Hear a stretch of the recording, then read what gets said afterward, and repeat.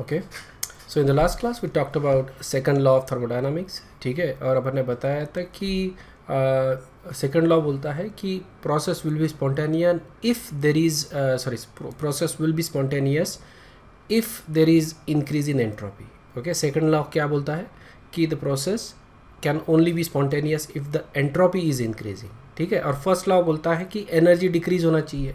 So essentially in a spontaneous process अगर मैं first और दोनों फर्स्ट एंड सेकंड लॉ को दोनों को कंबाइन करता हूँ, तो what I get in the first law we say that the energy is decreasing, in the second law we say the spontaneous the entropy is increasing. Okay, so essentially ये दोनों को combine होकर अपना एक मतलब एक statement बनता है कि in a spontaneous process the energy should be decreasing and the entropy should be increasing, disorder should be increasing in a spontaneous process. ठीक है, ये अपन ने देखा था लास्ट इसमें.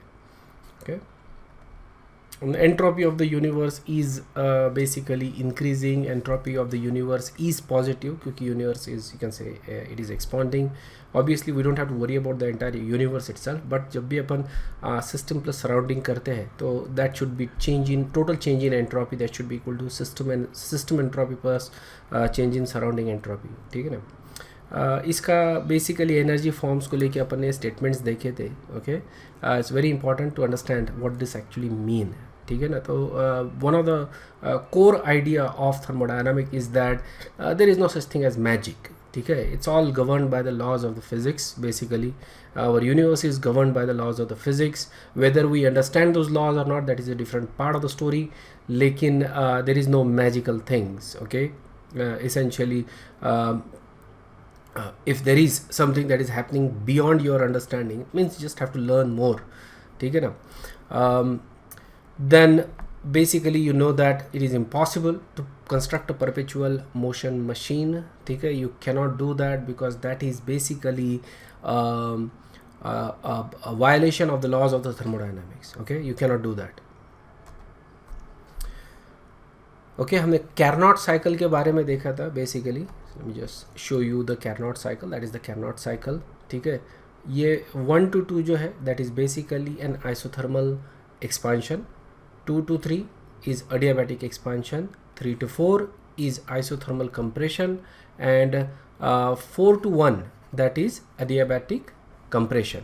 Okay, basically adiabatic में जितना वर्क हो रहा है इस डायरेक्शन में, ठीक है, उतना ही वर्क इस डायरेक्शन में भी हो रहा है. Isn't it?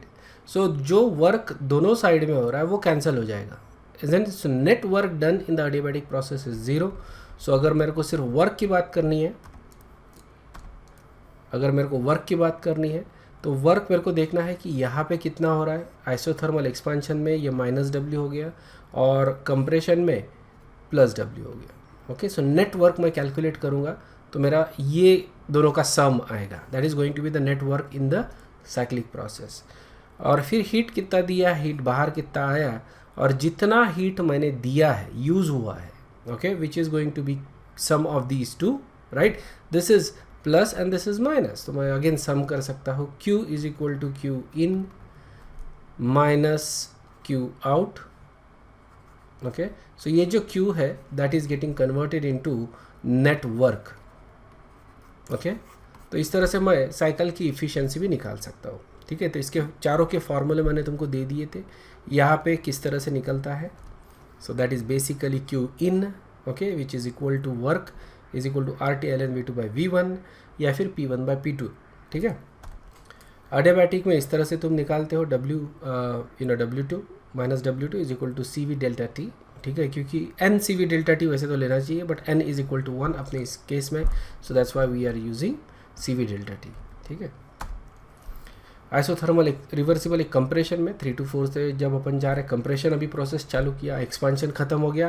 Okay, so expansion now is done, now we are compressing the process. ठीक है, so Q out, energy out कितनी हुई उसको अपन कैलकुलेट करेंगे. उसी तरह से adiabatic रिवर्सिबल कंप्रेशन में वर्क कितना हो रहा है, that is also equal to delta U.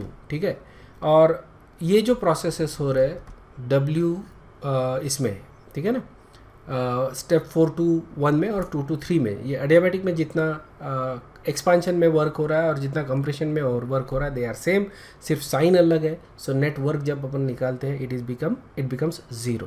ठीक है, सो क्यू नेट निकालेंगे अपन, that is Q in and Q out. इस तरह से दोनों फॉर्मूले अपन सब्सट्रैक्ट करेंगे and this is the amount of heat that is getting converted into work. ठीक है, तो इतनी हीट ही वर्क में कन्वर्ट हो रही है दो स्टेप में, मतलब first and the third step.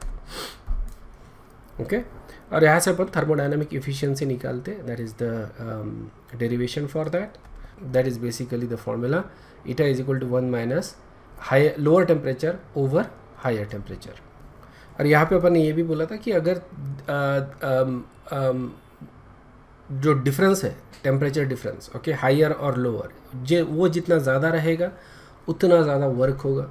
अगर टेम्परेचर डिफरेंस कम है तो वर्क कम. ठीक है, इट इज़ ऑल्सो इम्पॉर्टेंट कि लोअर टेम्परेचर जो है वो ज़्यादा लो रहे. It is very important to do that basically. So lower temperature जितना ज़्यादा कम रहेगा उतना ज़्यादा इंजन का इफ़िशियंसी रहेगा. ठीक है, और ये सारी चीज़ें तुमको फिज़िक्स में पढ़ने को मिलती है फिर से. ठीक है, so all this comes into the physics basically. ठीक है, अब हमने दो क्राइटेरियाज देखे स्पॉन्टेनिटी को लेके. एक तो था decrease in enthalpy, decrease in energy, तो रिएक्शन स्पॉन्टेनियस है. दूसरा है इंक्रीज इन एंट्रोपी, डिसऑर्डर बढ़ना चाहिए फॉर स्पॉन्टेनियस प्रोसेस. ओके, तो ये दोनों क्राइटेरिया किस तरह से एक इक्वेशन में आते हैं ये अपन अभी देखेंगे. We need to consider both the criterias for spontaneous processes. ठीक है, delta H as well as delta S. ठीक है, we need to consider both the criterias. Otherwise क्या होगा, we won't be able to conclusively say based upon just enthalpy change और entropy change. हम सिर्फ इन दोनों के बेसिस पे हम लोग नहीं बता सकते कि प्रोसेस स्पॉन्टेनियस है या नहीं है. अपने को दोनों कंसिडर करना पड़ता है. ठीक है, तो वो देखो अभी अपन कैसा करते हैं. और these are some of the examples of spontaneity. जैसे for example you have a endothermic process. Okay, endothermic process है तो क्यों, why would it be spontaneous. ठीक है, जैसे अपन ने काफ़ी प्रोसेसेस देखे एंडोथर्मिक एज ए एग्जांपल. जैसे फॉर एग्जांपल कोई डिसोल्यूशन हो रहा है, sometimes dissolution of certain solid into let's say water. ठीक है, that is a endothermic process. और ये होता क्यों है, why would endothermic process actually happen. क्योंकि एंडोथर्मिक में क्या हो रहा है, एनर्जी बढ़ रही है, इजंट इट, एनर्जी इंक्रीज हो रही है. And that seems like opposite direction में प्रोसेस जारी है ऐसा लग रहा है अपने को, isn't it. Basically the reason for that is a very high positive entropy. ठीक है, ये है positive, delta H is basically positive. Okay, so delta endothermic में डेल्टा एच इज़ पॉजिटिव. और वैसे तो ये स्पॉन्टेनियस नहीं होना चाहिए, लेकिन इसको पुश कर रहा है चेंज इन एंट्रोपी, क्योंकि delta S is very highly positive. ठीक है, वेरी हाईली पॉजिटिव. दो ये फेवरेबल है. ठीक है ना, this is actually favourable. Sorry, ये जो है ना, ये चेंज इन एंथैल्पी जो है that is unfavourable for spontaneity of the process, isn't it. ये अनफेवरेबल बोल रहे हैं अपन, लेकिन entropy is highly favourable. So इस केस में क्या हो रहा है, only change in entropy is actually driving the reaction in the forward direction. ठीक है, change in enthalpy is actually driving it in a backward direction, लेकिन change in entropy is driving it in the forward direction. समझ में आया क्या. और यहाँ पे एंट्रोपी का फोर्स ज़्यादा रहने की वजह से प्रोसेस जो है वो फॉरवर्ड डायरेक्शन में जाएगा. ओके, सो जैसे for example let's take barium hydroxide and ammonium thiocyanate in a flask. ठीक है, और इनको अगर अपन मिक्स करते हैं, बेसिकली बेरियम हाइड्रोक्साइड और अमोनियम थायोसाइनेट को, इनको क्या कर लिए, एक फ्लास्क में ले लिए और इनको मिक्स कर दिए.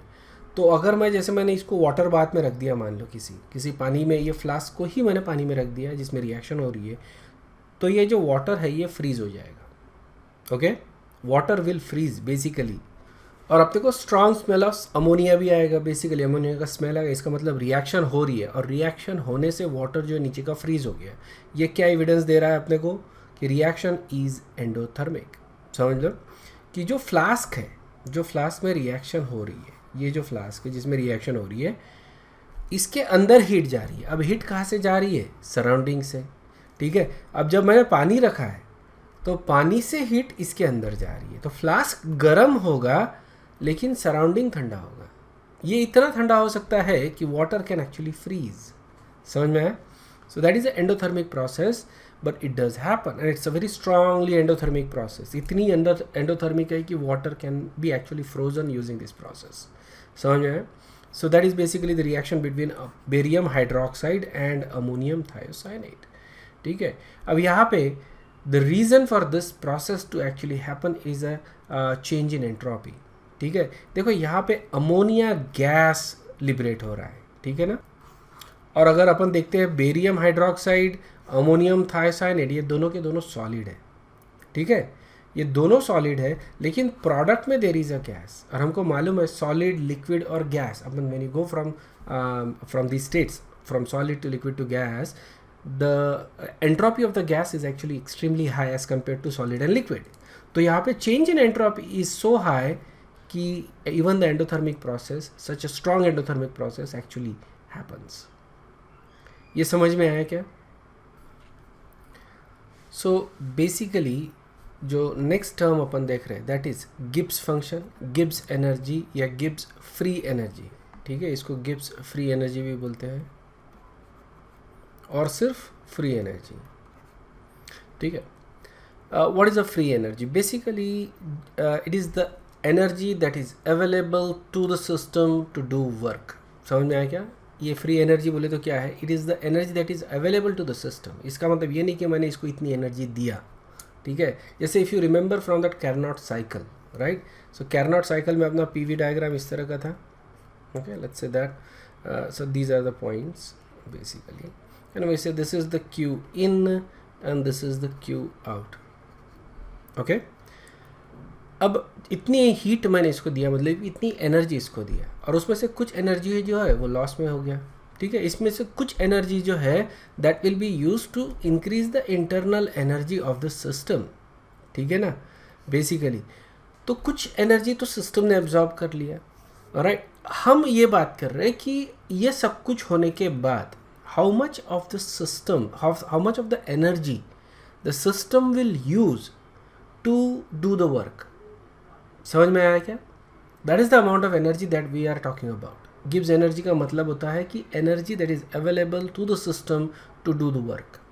ठीक है, अगर efficiency मान लो अच्छी है इंजन की, तो ये जो maximum amount of energy जो available है सिस्टम के पास, यही एनर्जी वो यूज़ करेगा to do the work. तो कुछ एनर्जी क्या हो रही है? इंटरनल एनर्जी चेंज करने में यूज़ हो रही है, इज़न्ट इट? अब इंटरनल एनर्जी जब बढ़ता है बेसिकली सिस्टम की, so how do we know कि इंटरनल एनर्जी चेंज हो रही है सिस्टम की? So basically temperature is going to increase when the internal energy increases. ठीक है, टेम्परेचर इंक्रीज हो रहा है, लेकिन कुछ as a result of that heat is going to be lost, isn't it, to the system. ये अपन यहाँ पे दिखा रहे हैं। Right, so all this losses या फिर all this absorption of the energy होने के बाद कितनी एनर्जी बची रहती है सिस्टम के पास? That is basically your Gibbs energy. ठीक है, और एंट्रोपी ऑफ द यूनिवर्स हम इस तरह से निकालते हैं। Entropy of the change in entropy of the universe is change in entropy of the system plus change in entropy of the surrounding. दोनों का चेंज निकालेंगे, that is going to be the change in the entropy of the universe. Okay, हम जो हमारा discussion है वो system तक ही रखते हैं basically. We usually don't worry about surrounding in chemistry. ठीक है, in chemistry we only focus our attention to system. तो यहाँ पे देखो, वी कैन राइट सराउंडिंग की entropy S Q by T. Remember S is equal to Q by T, isn't it? अब Q ये एक बेसिकली एक जनरल टर्म हो गया। Heat can be of different forms. ठीक है, तो यहाँ पे जो Q है that is we saying it is surrounding की हीट। ठीक है, so that is basically Q by T for surrounding. Okay, and similarly Q by T by system. Okay, Q by T for system. Okay, अब ये पूरे equation को मैं minus T से multiply करता हूँ, पूरे इक्वेशन को। तो क्या हो जाएगा? जब माइनस टी से मल्टीप्लाई करूँगा तो ये जो टर्म है it will become minus T delta S. ठीक है, ये हो गया लेफ्ट हैंड साइड। अब राइट हैंड साइड में ये टी तो कैंसिल हो जाएगा, ये हो जाएगा minus Q surrounding. Negative sign तो रहेगा ही ना, माइनस टी से मल्टीप्लाई कर रहा हूँ तो ये हो जाएगा निगेटिव, लेकिन T cancel, so minus Q surrounding, और फिर ये आ जाएगा माइनस टी, ठीक है, और Q system. Okay, so Q surrounding जो है that is basically heat supplied from the surrounding, isn't it? Q surrounding क्या बोल रहे हैं अपन? Heat supplied from the surrounding. Okay, क्यों? क्योंकि निगेटिव साइन है ना। ओके, मतलब सराउंडिंग हीट दे रही है, ओके, निगेटिव साइन की वजह से। और यहाँ पे देखो क्यू सिस्टम का मतलब क्या होगा, ये टर्म का क्यू ऑफ सिस्टम, इसका मतलब क्या हो गया कि इतनी हीट सिस्टम ने एब्जॉर्ब की है, ठीक है। सो बेसिकली ये जो है that is the heat supplied by the system या heat taken from the surrounding, heat supplied, sorry, this Q actually is Q supplied by the surrounding or heat taken from the surrounding, ठीक है। अब surrounding ने अगर इतनी heat दी है तो उतनी ही हीट सिस्टम ने ली है, ऐसा भी अपन अज्यूम कर सकते हैं, isn't it? So that is basically heat supplied to the system, मतलब Q सराउंडिंग को ही मैं heat supplied to the system लिख सकता हूँ, but because it is at constant pressure we can call it as delta H of the system. समझ में आया ना? सो इसको मैं delta H of the system लिख सकता हूँ, इस टर्म को। Okay, this can be written as delta H of the system, ठीक है, because everything is at constant pressure. Equation जो है उसमें अपन ये लेफ्ट वाला जो टर्म है minus T delta S, okay, temperature और एंट्रोपी, चेंज इन एंट्रोपी, ये जो टर्म है इसको मैं डिफाइन करता हूँ as delta G, that is basically change in Gibbs function या गिब्स एनर्जी, ठीक है। इसको सिंपली गिब्स एनर्जी भी बोल सकते हो या फ्री एनर्जी भी बोल सकते हो, ध्यान में रखना, सेम टर्म, ठीक है। चेंज इन गिब्स एनर्जी इसको अपन डिफाइन कर रहे हैं, that is equal to minus T delta S, ठीक है। सो इक्वेशन क्या हो जाएगा, ये हो गया माइनस टी डेल्टा एस, वो हो जाएगा कन्वर्ट इनटू डेल्टा जी, ठीक है। Minus Q surrounding is basically now delta H, ठीक है। और ये जो टर्म था ये ऐसे के ऐसे ही है, minus T delta S, okay, this is minus T and this is basically delta S. समझ में आया ना? इसको अपन चेंज ही नहीं किए, ये जो डेल्टा सिस्टम वैसे के वैसे ही रख रहे हैं अपन, ओके, टी डेल्टा एस वैसे के वैसे ही है। So this becomes minus T delta S, okay. So this is our equation, this is a very important equation in thermodynamics, ठीक है। ये गिब्स एनर्जी को डिफाइन कर रहे हैं अपन यूजिंग दिस इक्वेशन, ऑलराइट। और जैसे मैंने तुमको बताया, Gibbs energy is the absolute energy that is available to do the work, okay. समझ में आया ना? पूरी एनर्जी जब अपन सब्सट्रैक्ट कर देते हैं उसके बाद जो एनर्जी बचती है that energy can be use to do the work, उसको अपन बोल रहे हैं गिब्स एनर्जी, ठीक है। So in this case it is very important, okay, to know what this equation actually means, क्योंकि इसके ऊपर क्वेश्चन आने के चांसेस बहुत ज़्यादा रहते हैं, ठीक है। Delta G equal to delta H minus T delta S, ध्यान में रखो, इक्वेशन अभी के अभी याद कर लो, ठीक है। Okay, delta H is a state function, उसी तरह से delta G itself is also a state function, isn't it? क्योंकि यहाँ पे ये जो राइट हैंड के जो पूरे टर्म है these are all state functions, so delta G is also a state function, okay. Right hand के पूरे टर्म्स जो है these are all extensive properties, delta G is also an extensive property, ठीक है। और ये यहाँ से अपन उस सिस्टम को डिफाइन करते हैं, डेल्टा जी, ये जो इक्वेशन है इससे अपन सिस्टम को डिफाइन करते हैं basically. So essentially remember that delta g is a state function, delta h, delta s, all these are state functions, okay। इसका मतलब समझ में आया ना स्टेट फंक्शन का? It only depends upon the initial and the final state of the system, it does not depend upon the path of the function, ठीक है ना। किस पाथ से तुम चेंज करवा रहे हो उसके ऊपर ये बिल्कुल डिपेंड नहीं करता, ओके, ऑलराइट। हमने ऑलरेडी डिफाइन किया था, remember, delta G is equal to minus T delta S, okay. Delta से यहाँ पे यूनिवर्स का ले रहे हैं अपन, ओके। और यहाँ पे जो ये डेल्टा एस है that is for the system, so they are not actually equal, ठीक है। मैं ये लिख नहीं सकता यहाँ पे कि delta G equal to delta H minus delta G, ऐसा नहीं लिख सकता मैं, क्योंकि this is actually for the system, this is actually for the universe, okay. So delta G जो है उसको मैंने इस तरह से डिफाइन किया है। तो यहाँ पे सीधा सीधा ये बात समझ में आता है अपने को कि जो प्रोसेस स्पॉन्टेनियस हो रही है और universe is spontaneous, isn't it? जो प्रोसेसेस यूनिवर्स में हो रहे दीज आर स्पॉन्टेनियस। तो डेल्टा जी जो है उसका अपन एक डायरेक्ट कोरिलेशन कर सकते हैं कि अगर डेल्टा जी निगेटिव है तो वो प्रोसेस स्पॉन्टेनियस है, इजंट इट? अगर डेल्टा जी नेगेटिव है तो प्रोसेस स्पॉन्टेनियस, अगर डेल्टा जी पॉजिटिव है तो प्रोसेस नॉन स्पॉन्टेनियस। समझ में आ गया? सो हम सीधा सीधा बोल सकते हैं all spontaneous processes are accompanied with decrease in Gibbs energy.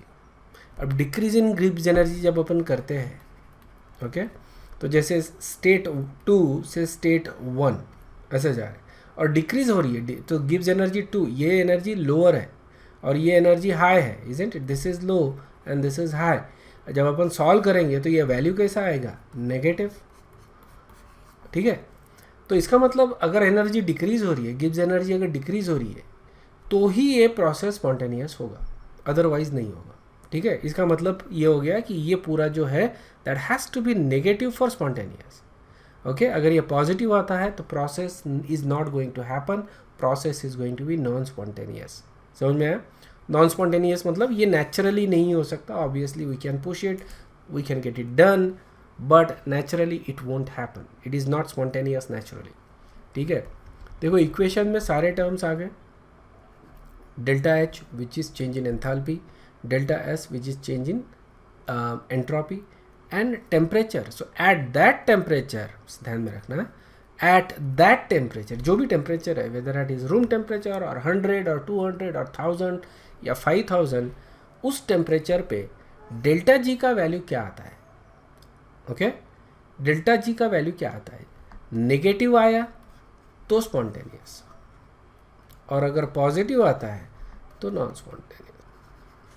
देखो कितना आसान हो गया। ये इक्वेशन आते ही एवरीथिंग एक्चुअली बिकम्स सेंसिबल, ठीक है? क्योंकि सिर्फ अपन एंथैल्पी के भरोसे नहीं बता सकते थे या एंट्रोपी के भरोसे नहीं बता सकते थे कि इस प्रोसेस स्पॉन्टेनियस है या नॉन स्पॉन्टेनियस है। तो हम लोग सिर्फ डेल्टा एच या डेल्टा एस के भरोसे नहीं बता सकते थे कि प्रोसेस स्पॉन्टेनियस है नॉन स्पॉन्टेनियस है, लेकिन डेल्टा जी के भरोसे अपन बता सकते हैं, ठीक है? इट्स वेरी इजी नाउ, यही तुमको ध्यान में रखना है, ठीक है?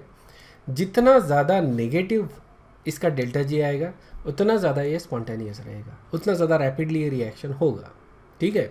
इसका मतलब डेल्टा जी को मैं दो चीज़ों से कनेक्ट कर सकता हूँ, ठीक है? ये अभी ये चैप्टर में तो नहीं करेंगे अपन, बट लेट्स से कि देर आर टू रिएक्शंस जिसमें एक डेल्टा जी आ रहा है something like -200, okay, 200 kilo joule ऐसा कुछ आ रहा है इस प्रोसेस का, और दूसरा प्रोसेस है that is -400 kilo joule, okay?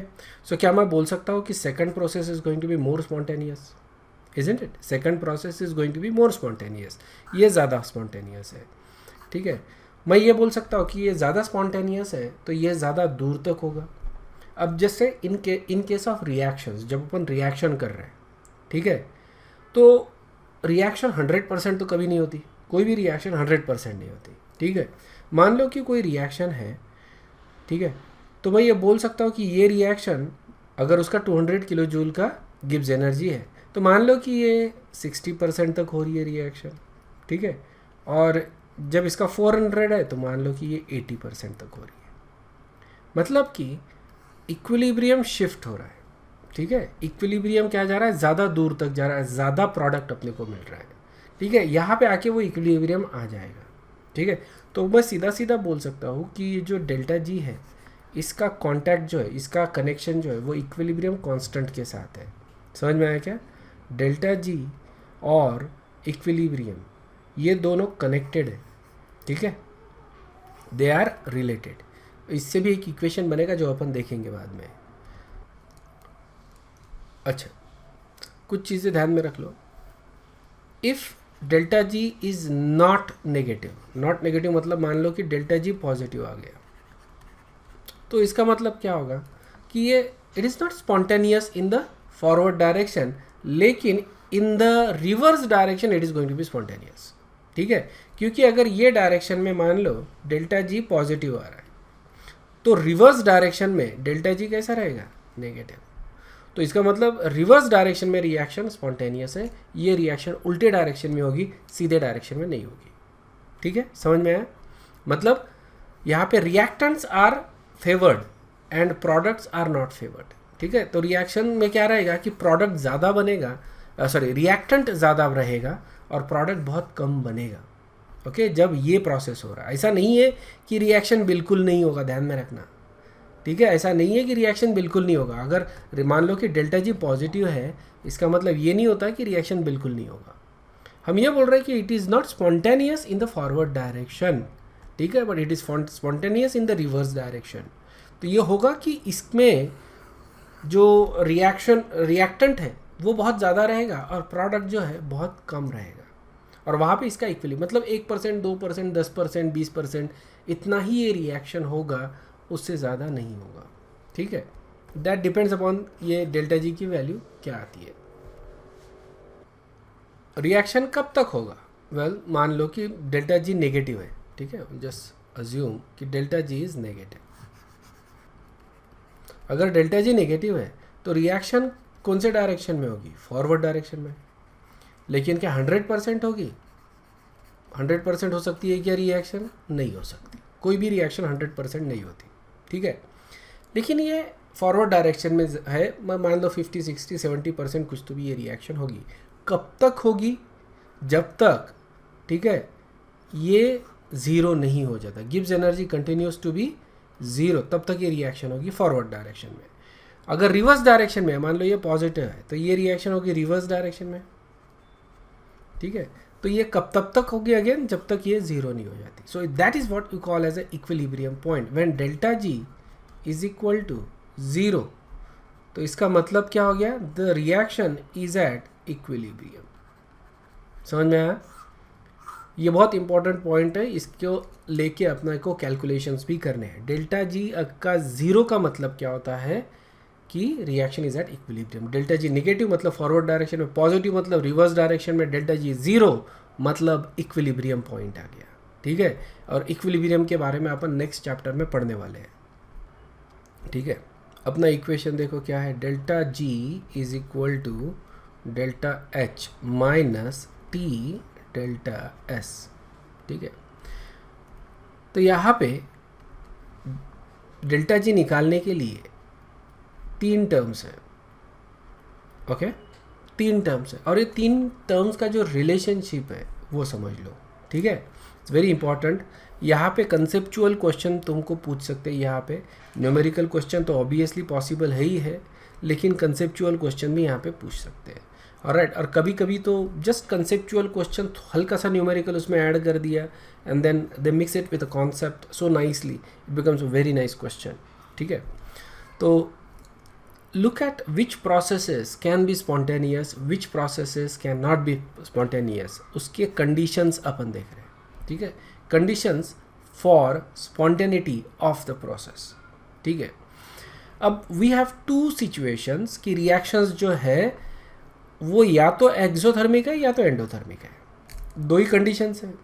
ऐसी भी reaction हो सकती है जिसमें मान लो कि there is no energy change, okay, there is no energy change, ऐसा भी हो सकता है, ठीक है। अगर एनर्जी चेंज ही नहीं है मतलब डेल्टा एच क्या हो गया? ज़ीरो हो गया। डेल्टा एच इज़ ज़ीरो मतलब डेल्टा जी ये अब सीधा सीधा काय के ऊपर डिपेंड कर रहा है? Temperature and delta S. Temperature is always positive, temperature कभी निगेटिव हो सकता है क्या? नहीं, बरोबर है, temperature is always positive. Entropy अब जितना ज़्यादा हाई उतना ज़्यादा डेल्टा जी नेगेटिव रहेगा। समझ में आया क्या? मैं इसको हाई लिख रहा हूँ बट इट्स एक्चुअली नेगेटिव, ठीक है, नेगेटिव साइन है यहाँ पे, ध्यान में रखना। सो ये जो टर्म है उसमें उसी के ऊपर डिपेंड करेगा, मतलब जहाँ पे delta H is equal to zero, okay, neither energy given by the system और टेकन बाय द सिस्टम, तो उसमें delta G is equal to minus T delta S, ठीक है।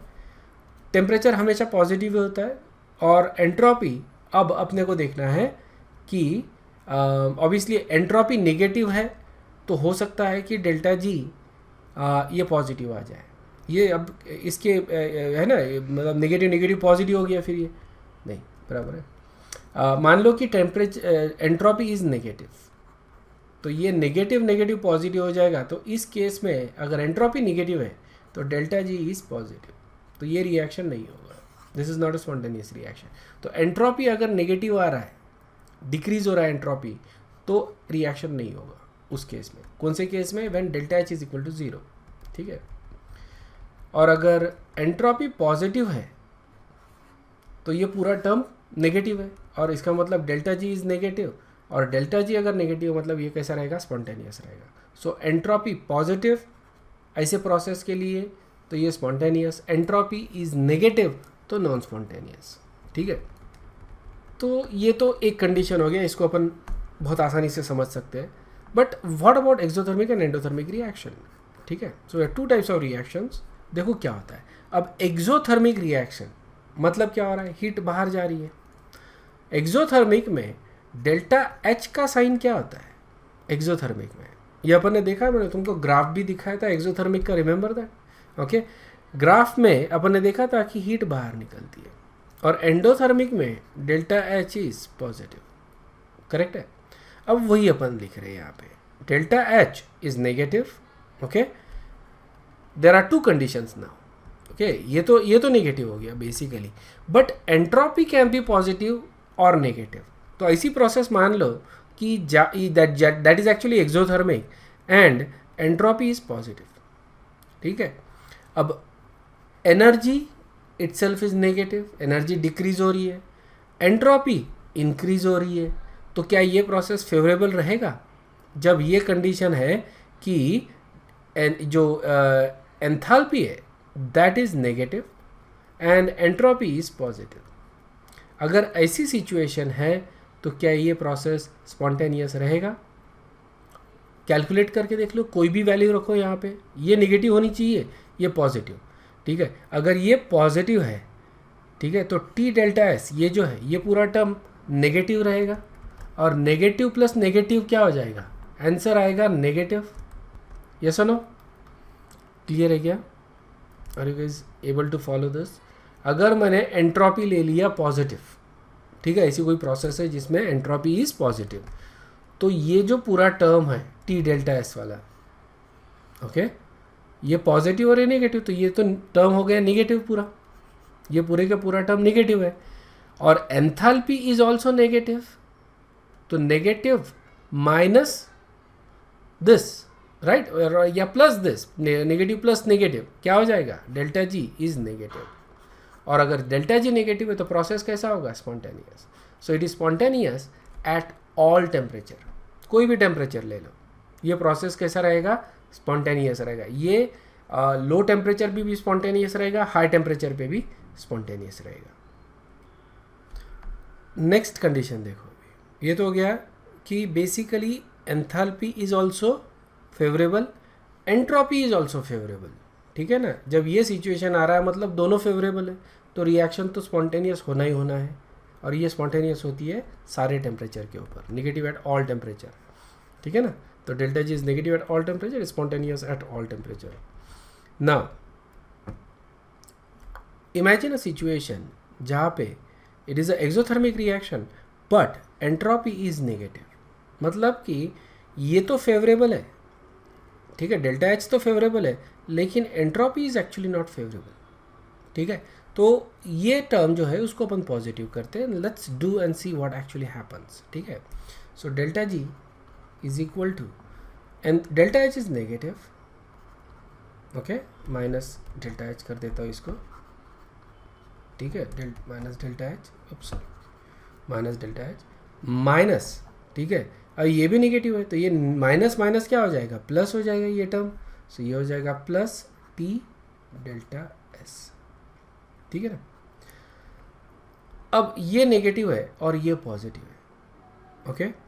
अब जो हमारा जो स्पॉन्टेनिटी है वो डिपेंड करता है कि अगर डेल्टा एच, ठीक है, minus delta H is, if it is larger than T delta S, then and only then the reaction can be spontaneous, बराबर है। अगर ये नेगेटिव वाला टर्म बड़ा है और पॉजिटिव वाला टर्म छोटा है तो ही ये जो प्रोसेस है वो स्पॉन्टेनियस होगा, अदरवाइज नहीं होगा, ठीक है। अगर ये सिचुएशन बनता है, टी डेल्टा एस बड़ा हो जाता है, तो ये जो प्रोसेस है ये स्पॉन्टेनियस नहीं रहेगा उस केस में जिसमें एंट्रोपी ज़्यादा है, ठीक है। वो नहीं। अब एंट्रोपी तो अपन चेंज नहीं कर सकते unless and until you are Christopher Nolan, ठीक है। You cannot change the entropy, I don't think you can change the entropy. Okay, Tenet में दिखाया है basically you can reverse the entropy, I don't know how it is possible, maybe it is possible in laws of physics, you know, in quantum laws of physics or whatever, I don't know, but you know, as far as I know, general chemistry की बात कर रहे हैं अपन, entropy cannot be changed, ठीक है। So entropy तुम change नहीं कर सकते, उस रिएक्शन का एंथैल्पी तुम चेंज नहीं कर सकते। चेंज क्या कर सकते हो? Temperature, isn't it? We want this term to be smaller, okay? तो मतलब क्या करना है? टेम्परेचर कैसा लेना है अपने को? लो, isn't it? तो अगर लो टेम्परेचर है तो ही डेल्टा जी कैसा रहेगा? नेगेटिव। लो टेम्परेचर पे delta G can be negative and at that temperature it is going to be spontaneous. So it is going to be spontaneous only at low temperature. अगर temperature मैंने high लिया, ठीक है, high temperature अगर लेता हूँ तो delta G is going to be positive. समझ में ना? ये टर्म अब बड़ा हो जाएगा, हाई टेम्परेचर पे क्या हो जाएगा? तो basically what we are saying is, let me rewrite this, minus delta H is more than T delta S at low temperature, और यहाँ पे डेल्टा जी जो आएगा वो नेगेटिव आएगा और तब जाके रिएक्शन स्पॉन्टेनियस होगा, ठीक है।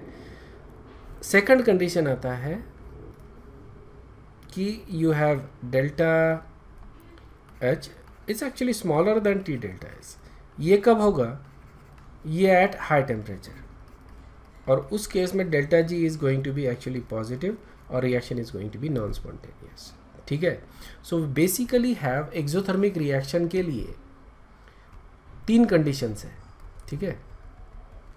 So primarily there are 2 conditions, okay. Primarily there are 2 conditions for exothermic reaction.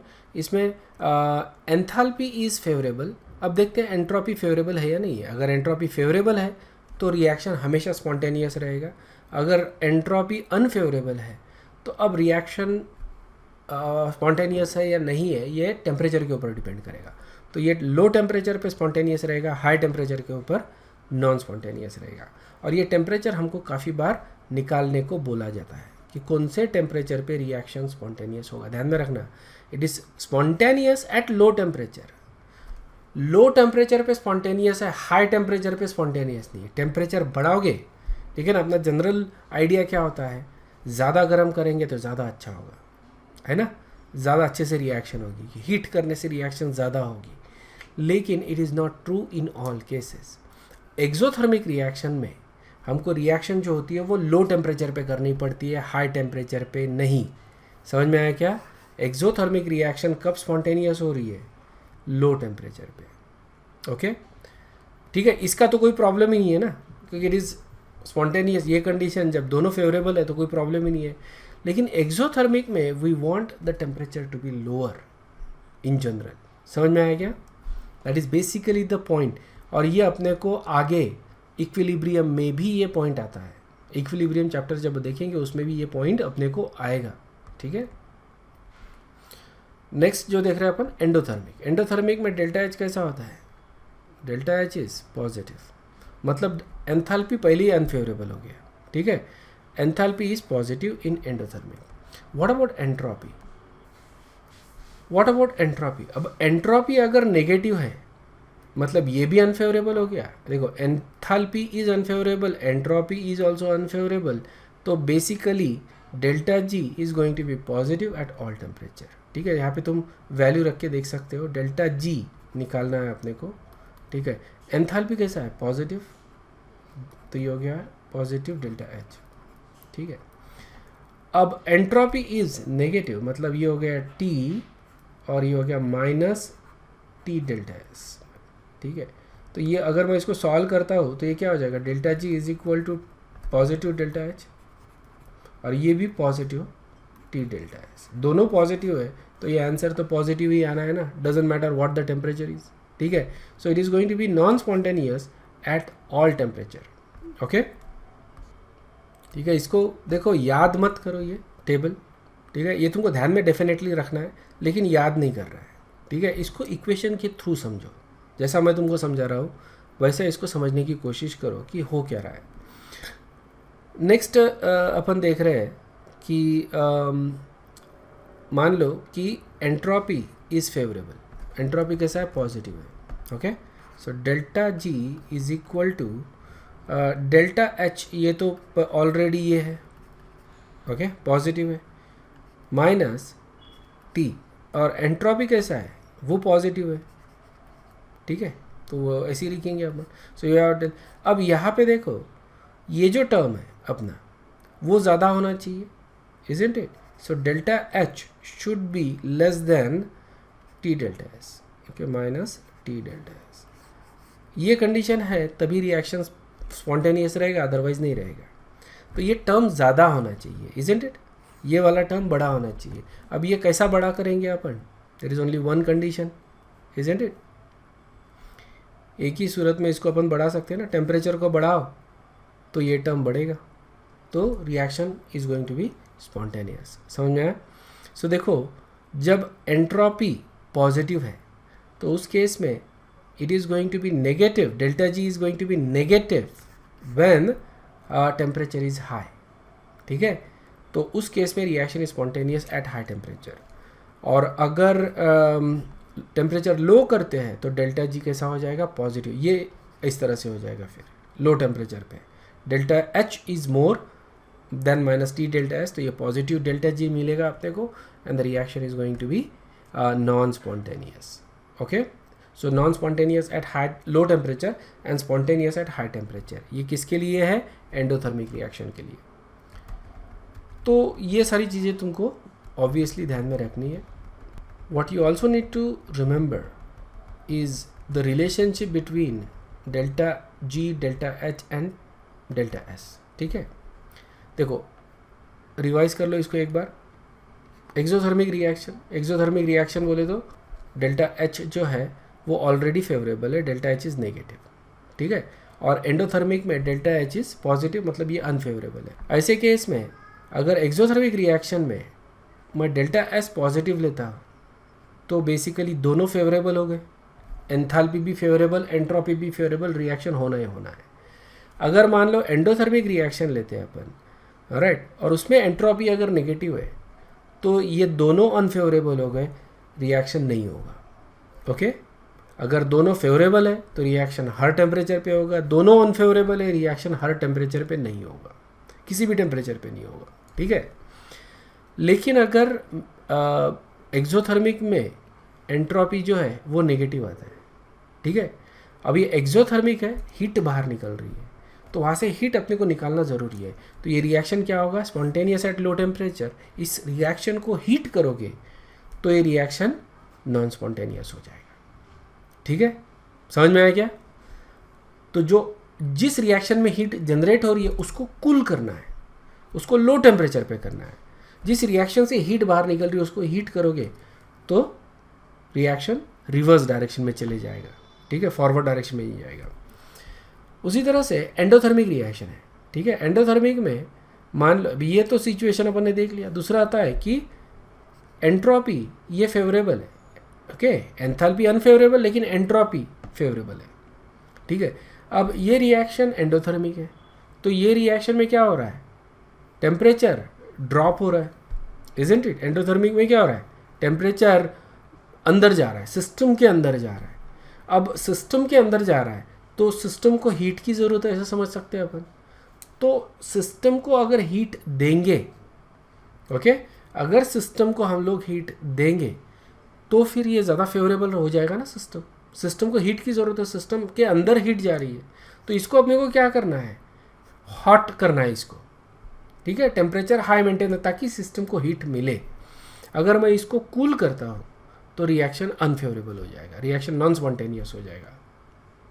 ये समझ में आया क्या? अंडरस्टूड है? यहाँ पे हम लोग ये जो कॉन्सेप्ट है उसको अपन एक एग्जांपल के थ्रू समझने की कोशिश करते हैं, ठीक है? This is an actual problem है, रियल प्रॉब्लम है basically.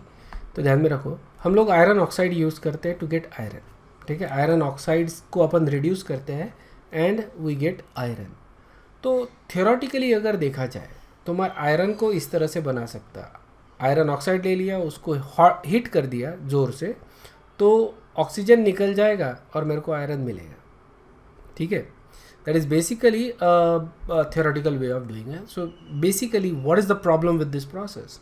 Why can't we just get iron by heating iron oxide? Iron oxide तो बहुत मिलता है अपने को, इट्स ओर फॉर आयरन, ठीक है ना.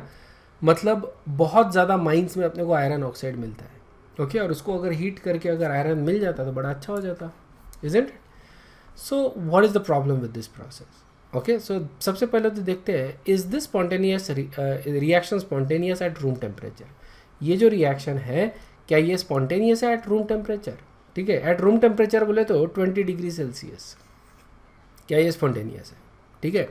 सेकंड, अगर स्पॉन्टेनियस नहीं है then at what temperature the reaction can be spontaneous? अगर ये रूम टेम्परेचर पे नहीं हो, ऑब्वियसली नहीं होगा, इसको हॉट करना ही है ना अपने को.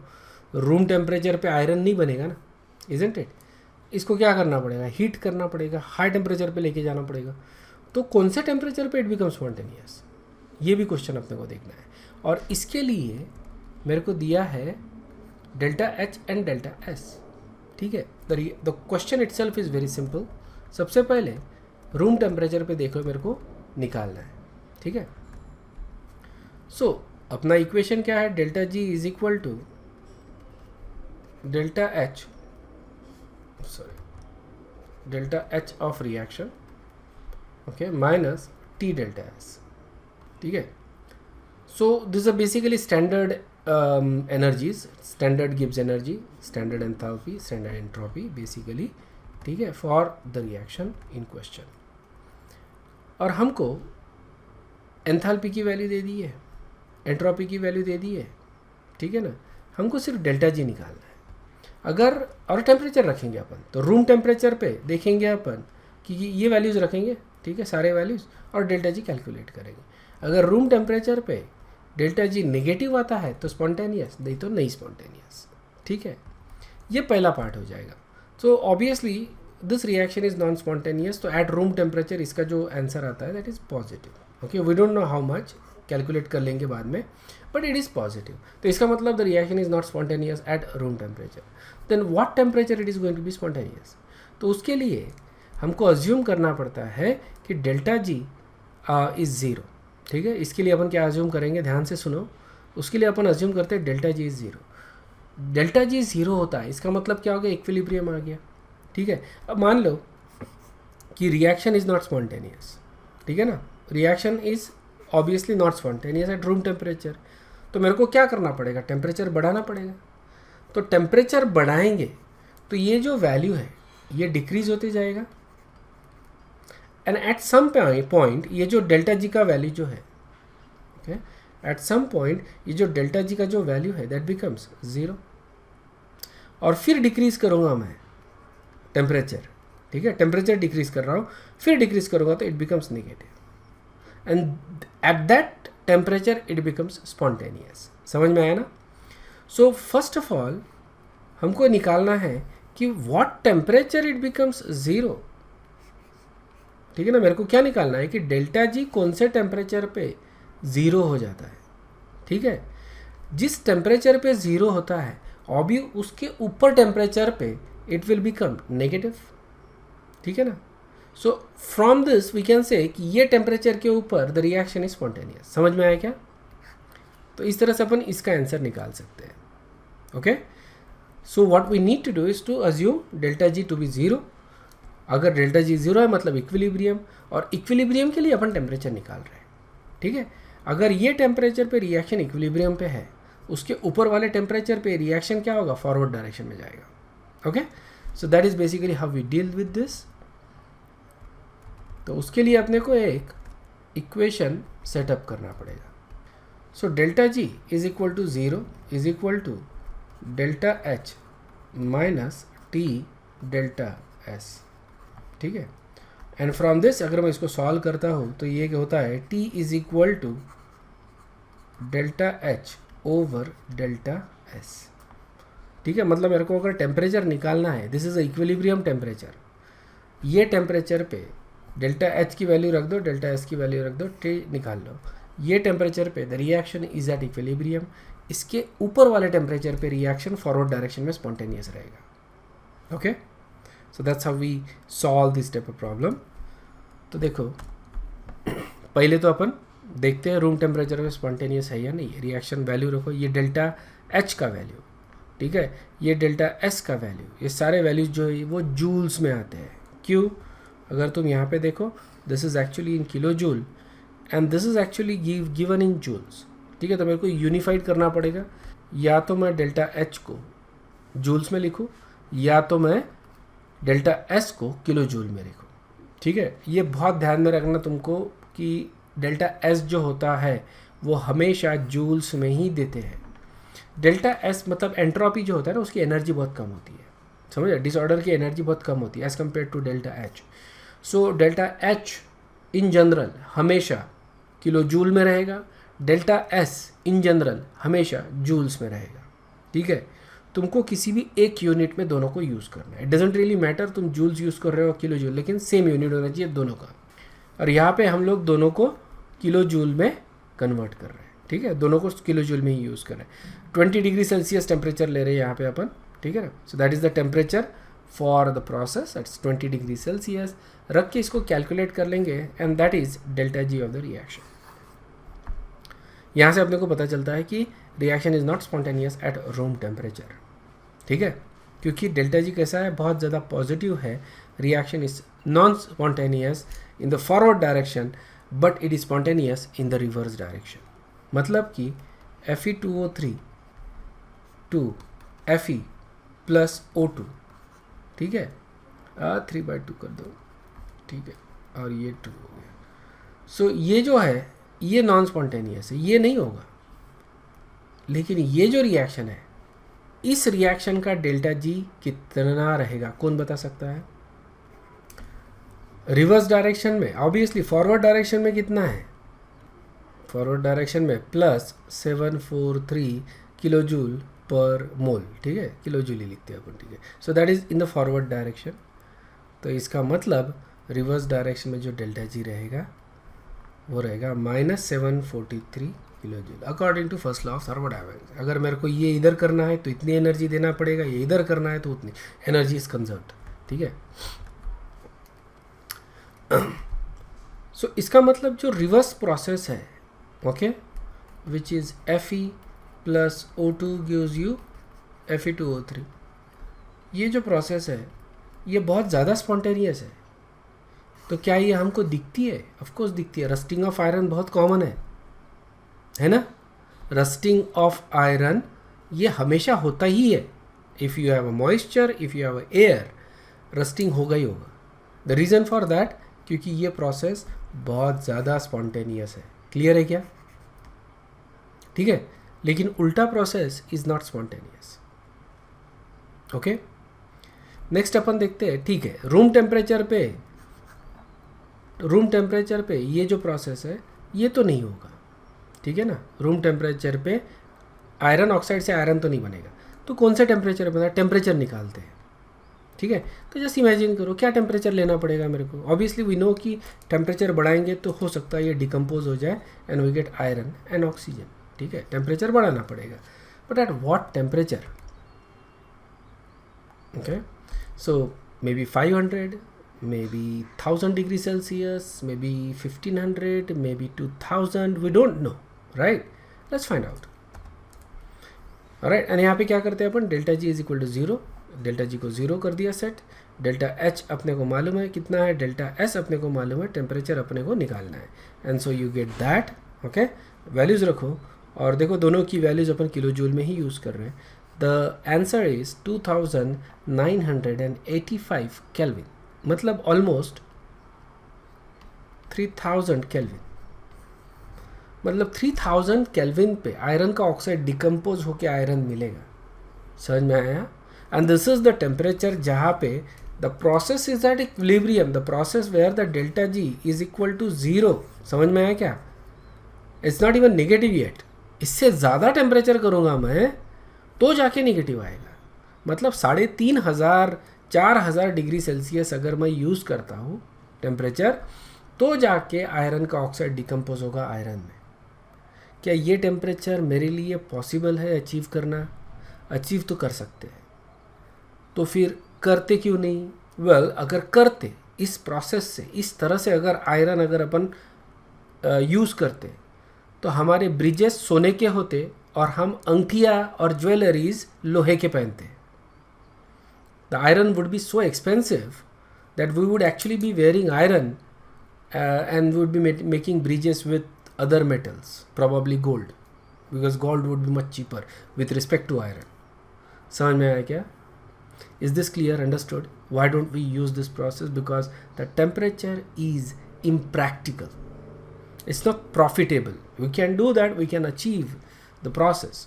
Okay, सीधा सीधा हीट करके, लेकिन नहीं. लेकिन वही अगर जैसे मेरे को फॉर एग्जांपल सिल्वर ऑक्साइड करना है, ठीक है, तो ये आसानी से हो जाता है.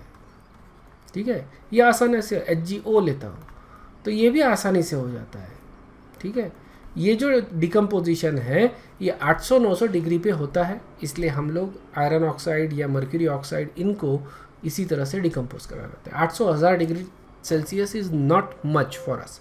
Very easily we can achieve that, okay, without much energy. लेकिन फिर as you go above 2000 it becomes exceedingly difficult to achieve the higher temperature. It requires lot of energy, lot of money actually, and heat is a commodity. ध्यान में रखना है, heat is a commodity. इसीलिए जब heater चालू करते हैं तो बिल ज़्यादा आता है. हीट निकालते हैं मतलब रेफ्रिजरेट करते हैं चीज़ों को तो बिल ज़्यादा आता है. AC चलाते हैं तो बिल ज़्यादा आता है. Heat is a very expensive thing. ठीक है, तो यहाँ पे this is something we can do, not with iron oxide. ठीक है, now obviously then how do you actually achieve the extraction of iron? ठीक है ना, आयरन ऑक्साइड में से आयरन निकालते कैसे है? जब इस तरह से नहीं निकालते, हीट करके नहीं निकालते, तो कैसे निकालते हैं? और हमको मालूम है आयरन ऑक्साइड से ही आयरन बनता है. ठीक है ना, माइंस में आयरन ऑक्साइड मिलता है, आयरन के ओर मिलते हैं, सल्फाइड भी होता है, ऑक्साइड भी होता है.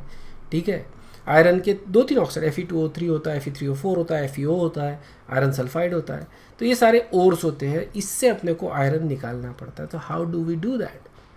Well, lucky for you, if you want to know, if you are interested in that kind of thing, we actually have a entire chapter जिसको अपन एक्सट्रैक्शन मेटलर्जी बोलते हैं.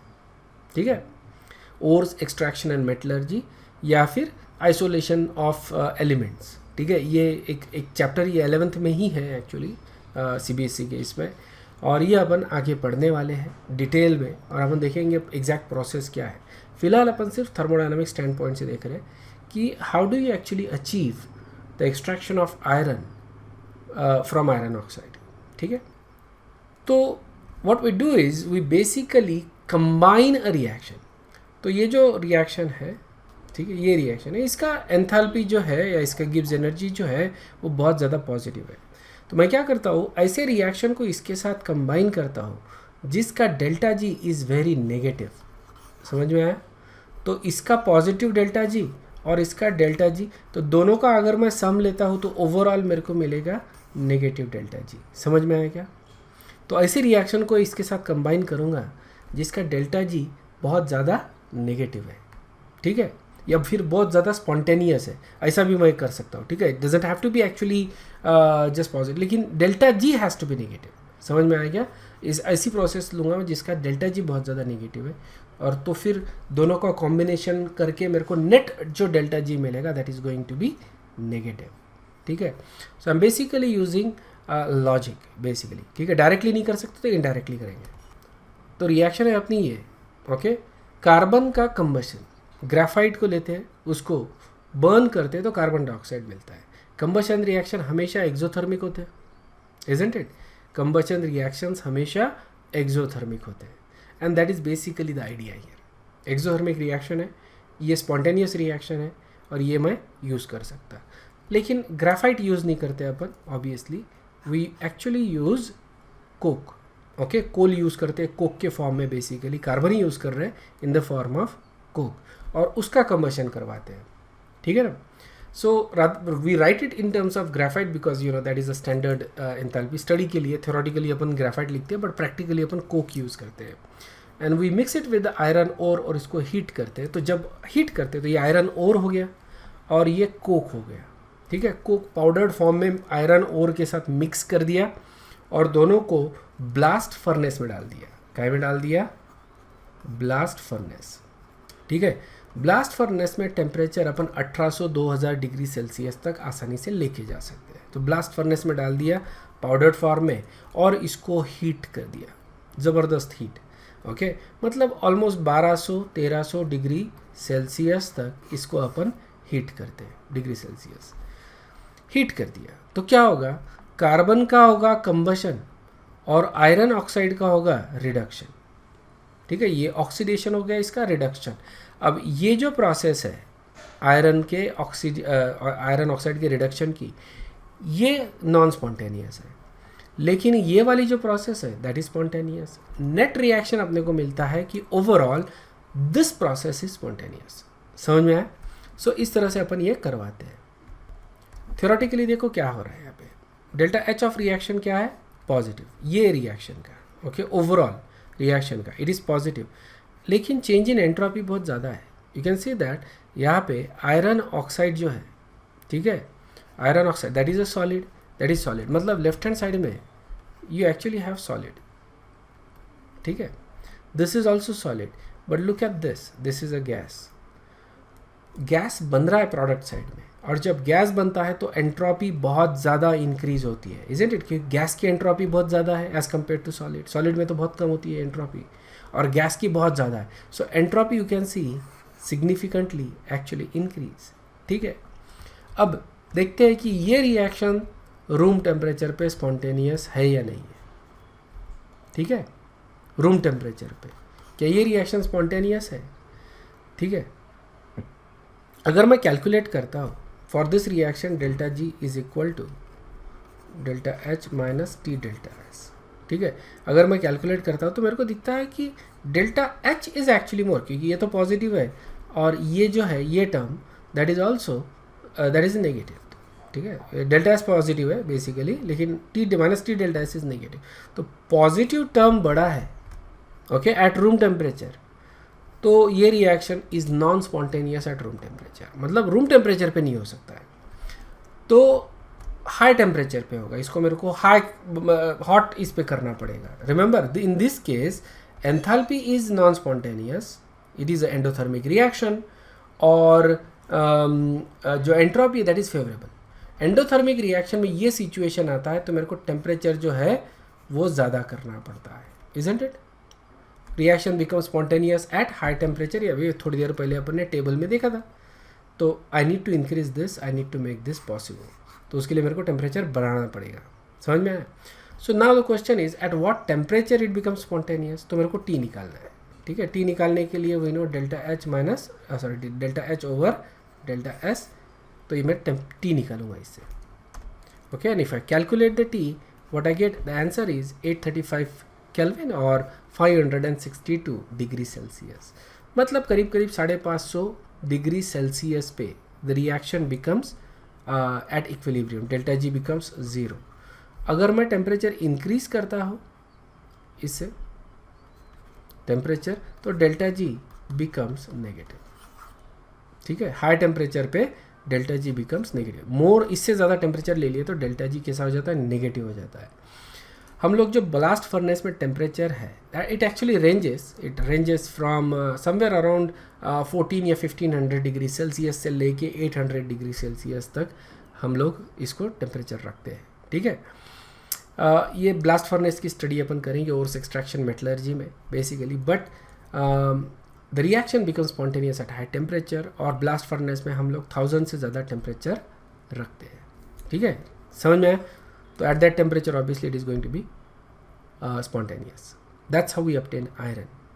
Clear है क्या? Okay. तो standard Gibbs energy basically is nothing but everything is in a standard state. So we use standard enthalpies, है ना, standard entropies, तो we get standard Gibbs energy. There is nothing new to it. ठीक है, अगर किसी reaction का Gibbs energy निकालना है अपनों को, Gibbs energy of formation of something, जैसे अपन ने एंथैल्पी ऑफ फॉर्मेशन डिफाइन किया था, वैसे ही गिब्स एनर्जी ऑफ फॉर्मेशन रहेगा, उसी तरह से एंट्रोपी ऑफ फॉर्मेशन रहेगा. So we just have to plug in these values. Okay, उसी तरह से you can also Gibbs energy of combustion, okay, Gibbs energy of reaction, Gibbs energy of neutralisation. So जो भी रिएक्शन होती है उस हिसाब से अपन गिब्स एनर्जी को डिफाइन करते हैं, जैसा अपन ने एंथैल्पी के लिए किया था सेम. ठीक है, there is no doubt here. सिर्फ when you use the values you use the same values. अगर फॉर्मेशन है तो सब जगह फॉर्मेशन ही यूज़ करना है, अगर कंबशन है तो सब जगह कंबशन ही यूज़ करना है. किसी भी रिएक्शन का गिब्स एनर्जी अगर निकालना है, किसी भी रिएक्शन का गिब्स एनर्जी निकालना है, तो जो अपन ने एंथैल्पी के लिए किया था वैसा ही करना है basically.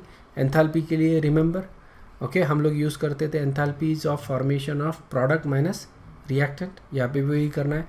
So Gibbs energy of reaction is sum of Gibbs energy of formation of product minus sum of formation of Gibbs energy of reactant. ठीक है, स्टैंडर्ड स्टेट ले रहे हैं तो स्टैंडर्ड लिखेंगे अपन, दैट्स ऑल. ओके, और उसके वजह से अपने को ये मिलेगा. So Gibbs energy can be calculated in the same manner जैसा अपन डेल्टा एच कैलकुलेट करते फॉर द रिएक्शन.